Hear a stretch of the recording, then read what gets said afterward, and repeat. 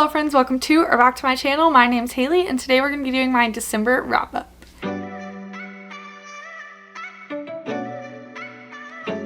December 2024 was a pretty good reading month for me. I read 16 books and I liked a lot of them. In December, I was mostly reading to finish my book of the month challenge and to finish my 24 books to read in 2024. I did finish my book of the month challenge. I did not finish my 24 books to read in 2024. I think I still had about 6 left, but I did like a lot of the ones that I read, so I feel like I did good picks for myself. I'm just gonna go through the books in whatever order I feel like, whatever order they're in this stack right here. I'm gonna start with the ones that I do not have physical copies of, and then we're just gonna roll through. Oh, another thing before we start is I am kind of doing my book journal differently in 2025, and one of the things that I'm going to allow myself to do differently is to give half stars.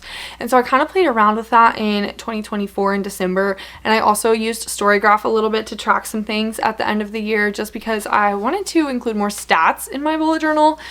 And so I was using Storygraph because they have a lot of awesome auto-generated stats, and they also allow you to put half and quarter star ratings. So I did start doing half star ratings, and I do feel better about my ratings with half stars. Like whole stars just felt kind of restricting. So yeah, so the first book that I am going to talk about is The Wishing Spell by Chris Colfer, and this is the start of a series called The Land of Stories. And essentially in this book we are following twins, Alex and Connor, I believe. I'm gonna go with that.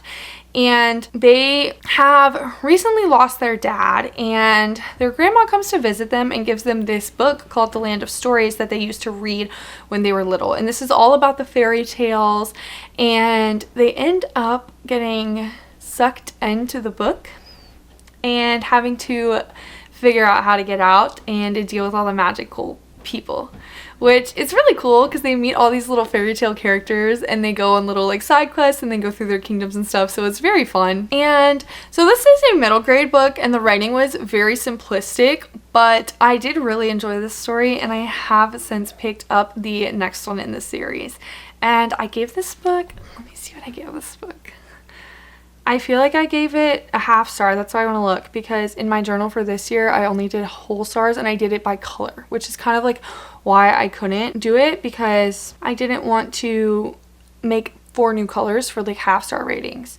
And so I just didn't. Nope, I just gave this book 4 stars. All that rambling for nothing. But this book was 4 stars. It was really good. It was a cute little fun middle grade read. If you like fairy tales, this is a good one. The next book that I want to talk about is called Santa Overboard, and I went into this book not knowing that it was the second book in a series, and I kind of hated it, but I think part of why I hated it is because it was the second book in the series.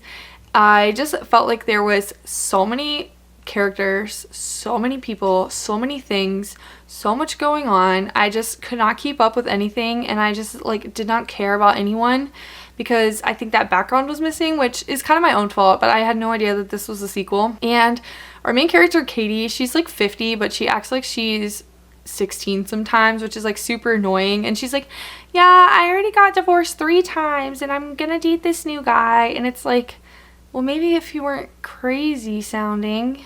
I don't know. I don't like calling women crazy. I don't know why I said that, but I don't know. Maybe the first book kind of explores that, but in this book, she's like trying to date this new guy, but then he is like going to the Galapagos during the holidays, and she's like, oh, I just don't know. And she meets this new friend, and then this new friend like has a crazy ex called Loser Larry or something like that, and it really wasn't it for me. But maybe if I read the first one I would like it better. But honestly, after how much I didn't like the main character, I feel like I wouldn't have even picked up the second one if I would have read the first one. And this was a 2 star.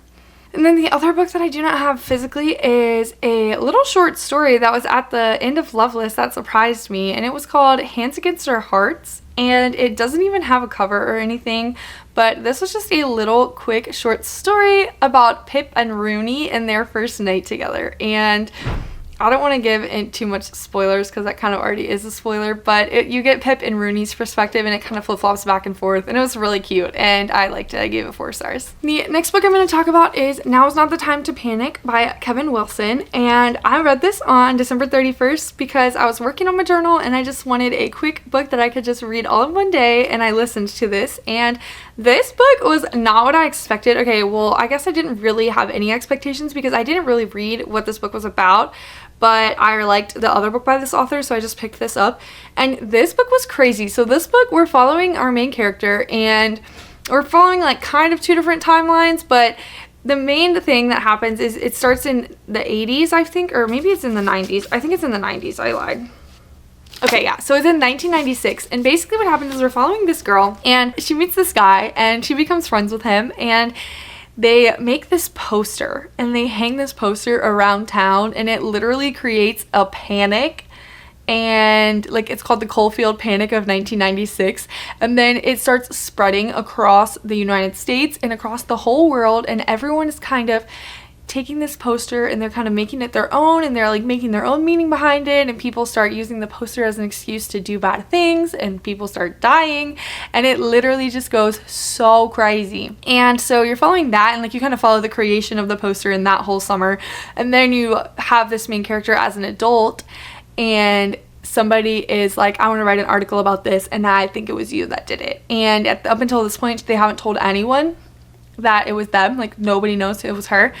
And the one person that she told kind of ends up unintentionally getting to this reporter that is writing this story. Or maybe they're not a reporter, they're just like somebody that's writing a book. But this book was actually so entertaining. It was so fun. It was so crazy, just like how one little thing that they did as a joke, kind of just for fun, turned into this whole big thing. And I really enjoyed this book. I gave it 4.5 stars. It just didn't have that 5-star feeling, but it was really good, a really quick read. I highly recommend. The next book is The Collected Regrets of Clover, and this book was so good. I give this book 5 stars.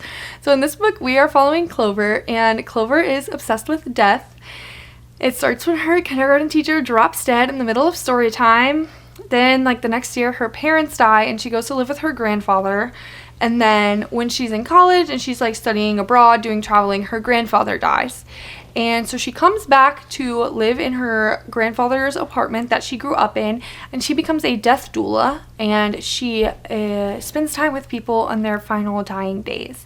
And in this book, we're kind of following Clover as she is exploring herself, and she's learning to forgive herself for her grandfather's death and for not being there. And we're watching her form a relationship with a client, try romantic relationships, form a friendship. We watch her friendship with her grandfather's friend who lives in her building. We watch her through a lot of different relationships and a lot of different things, and we just watch her grow and learn to love herself and accept herself. And this is a beautiful, beautiful, heartbreaking story that I really, truly loved. And the next book is Chemistry by Weike Wang, and this book was interesting. So this was a contemporary fiction book. We're following our main character, who is nameless, and she has immigrated to the States with her parents, and her parents are Chinese, and they're really hard on her. And at the beginning of the book, she's pursuing a PhD in chemistry, and she is dating this guy named Eric, but she kind of just realizes, like, she doesn't want to do this, and so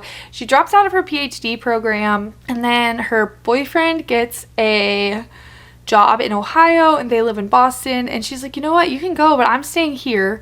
And so then they're kind of on a break, and she is just kind of all over the place trying to figure out what she wants to do, and she starts going to therapy, and she's working through her relationship with her parents, with herself, with her partner, like why it is the way that it is, why she won't get married to him. And so we're just kind of following her as she goes through all of that. I definitely think this book was interesting, and I liked the writing style, but it just wasn't as like poignant as it could have been, and so I give this one 3.5 stars. It's a short, quick, easy read. The next book is My Body by Emily Ratajkowski, and this is a nonfiction book. This is like an essay collection, kind of memoir-esque, so I will not be rating this book. I think I expected more from this book, honestly, based on the way that everyone talked about it and the way that it's described.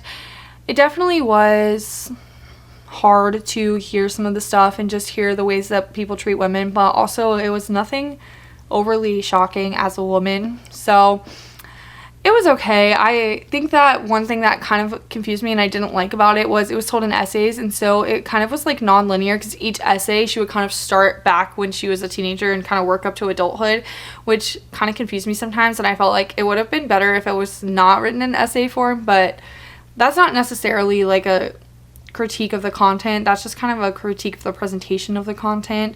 I definitely think these types of books are important, and it's important that she's sharing her story and that people are realizing that men still are disgusting.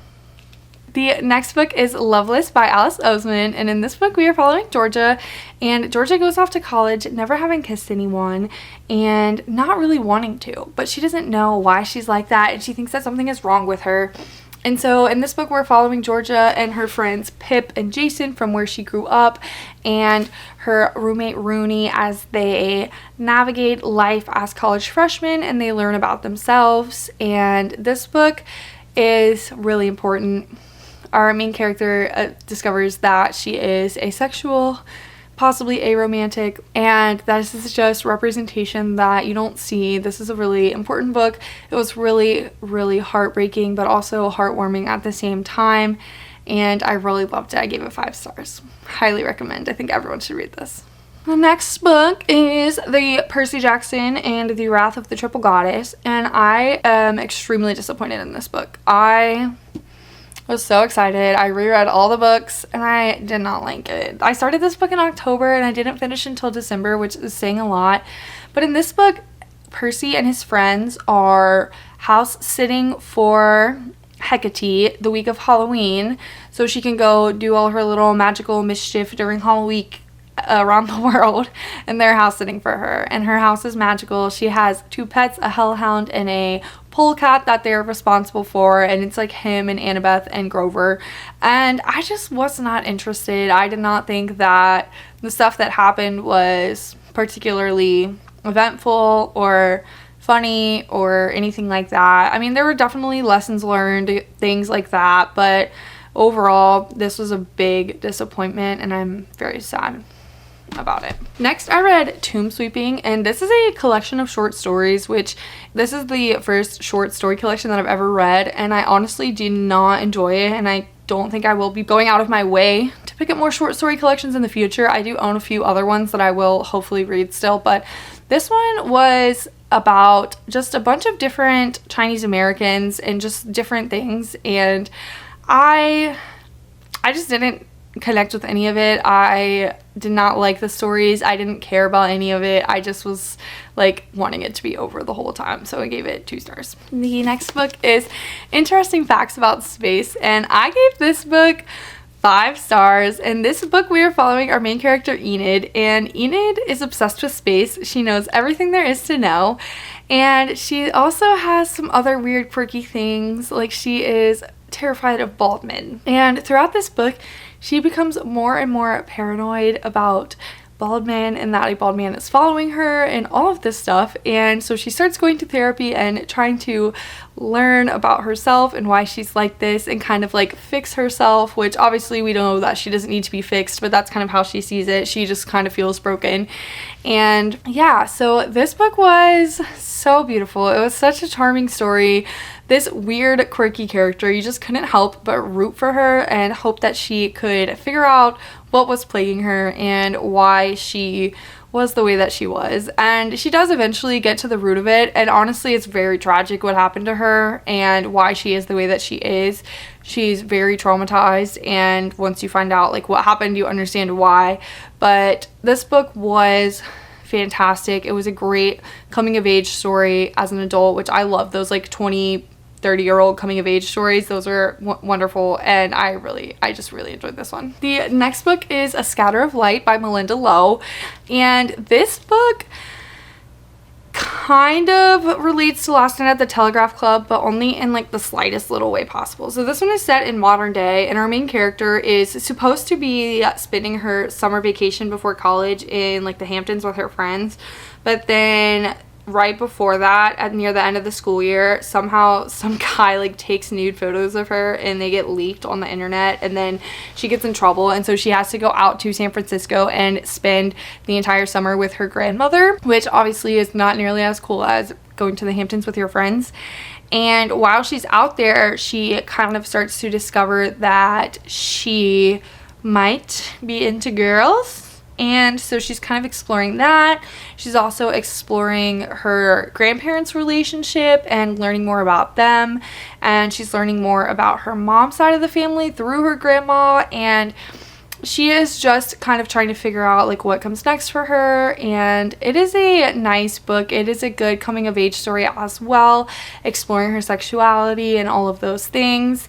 I kind of liked the relationship in this book, but it was also kind of heartbreaking, and it was not necessarily the most healthy of relationships, and it was interesting. I do think that like the story was well written, and I do like the way that everything played out. It was very sad. It did make me cry. Yeah, I do recommend this book. Next year, I definitely want to keep like a list of all the books that made me cry, because I feel like I cried so many I can't even remember them all. The next book is Daughter of the Deep by Rick Riordan, and this is a standalone Rick Riordan book. And in this book, I didn't understand, like the synopsis is really confusing, but basically there's like the Naval Academy and the Land Academy or something like that, and they go to the Naval Academy, and they're going on they as in like this girl in her freshman class are going on their little like weekend trip to like test them and prove themselves, and their school, the Naval Academy school, gets literally shot with a giant torpedo, and their whole school falls off the side of a cliff. And so then we find out that this girl named Anna, her family is actually related to like these people that some like famous Indian explorer, and this is really hard to describe. And it's kind of like saying that like stuff from like 10,000 Leagues Under the Sea and stuff like that is like real, and then that there's this like secret island that only she can get to based on this technology that like she has to use her DNA. And so then she takes her freshman class out to this island, and they kind of start to explore all of this technology and try and figure out what happened to their school and why it happened and stuff like that. If it sounds confusing, it's because it kind of is. It definitely takes a while for it to make sense, and there's definitely a huge plot twist at like 60% of the way through the book that I don't really know how I feel about. I thought this book was a standalone, but I do think it actually is going to be part of a series. I've kind of seen stuff online that's saying that there might be a second book, but I'm not 100%. It definitely kind of wrapped up in its own way, but there could be a lot more to explore, so I can see it going either way. I did like this book, and I definitely was not what I was expecting, because it just like wasn't really clear what it was going to be, but definitely not a favorite of mine by Rick Riordan. I gave it like 3 or 3.5 stars. The next book is The Soulmate by Sally Hepworth, and this book we have a family who lives on this cliff where people go to unalive themselves, and they have kind of gotten used to this happening. And so one night there is a woman on the cliff that is trying to unalive herself, and the husband, who has kind of worked with the police and he kind of like knows what to say, and he's really talked down most of these people who have come to this cliff, he does not talk this woman down, and she goes over the edge. And so then we're trying to figure out what happened, because it kind of seems suspicious that she died, and then you find out that like a husband actually knew the woman, and then you're trying to figure out all these connections that happen, like the connections behind this, and figure out what happened, and like, was she unaliving herself? Did she do it on purpose? Kind of thing. So this book was good. It was not anything crazy. It was not anything like super special, but I did enjoy it. I gave it 3 stars. It's a fun, easy thriller to read if you're in the mood for something like that, but wasn't the best thriller ever. Two more. The next book that I have is Rain, and this is the last book in the American Royals series, which I absolutely adore. If you don't know, the American Royals series follows the American royal family if George Washington became a king instead of a president. So it's kind of like a dystopian type of situation where America has a monarchy, and we're following the descendants of George Washington. And in this book we are following 4 females. We're following two of the royal siblings, one who's going to become queen, and then the younger sister who also has a twin brother. And then we're following the twin brother's girlfriend, and then we're following the twin, like the girl's friend. And so we're following these four, and this book, I can't really tell you what it's about because it would be super spoilery, but this one was so good. It was a good ending. There was one small part of the ending that I was like, I don't know about that. I don't know if I like support that choice, but overall it was really good. The third book leaves you on like a huge cliffhanger, so like reading this one, I put it off for a really long time considering the third one ends on a cliffhanger, but I just didn't want it to be over. But I really did like this one. I liked the growth that the characters showed and the way that they kind of chose to set their lives going forward. So I liked this one. And then the last book that we have to talk about is Mame, and this is about our main character who, shoot, I forgot what happens. Oh yeah, so this is about our main character Maddie, and Maddie's family has immigrated to London from Ghana, and Maddie is the primary caretaker of her father, and her brother kind of just doesn't help out, and her mom spends most of her time in Ghana. And then her mom comes home from Ghana, and Maddie is finally able to kind of start living her life and doing things that she couldn't do before because she was the primary caretaker of her father. And so she moves out of her parents' house and she gets her own apartment, and she gets a new job, and she starts dating, and she's just kind of figuring out life, and she kind of is like coming to terms with how she has had to take on so much responsibility and be a lot older than she should have. You know, like she was tasked with adult things really young in life, and so she has not kind of followed a normal pattern of development because of this. And so she's kind of coming to terms with that and learning to accept things about herself, and just like learning to let herself want things and just be herself. And so this was, you know, another adult coming of age story. This one was not as good as some of the other ones I read this month, but I did still really enjoy this one, and I would recommend it. So overall, I had a really great reading month. I was super happy to finish my book of the month challenge and to get some of my books read for my other little my own self challenge. Thank you so much for being here. Let me know what you guys read in December. If you had any new favorites right at the end of the year, if you had any major flops, let me know. Let me know if you've read any of these books. If you're new here and you want to help out my channel, you can like this video or subscribe. Thank you so much for being here, and I'll see you in the next one. Bye. Love you.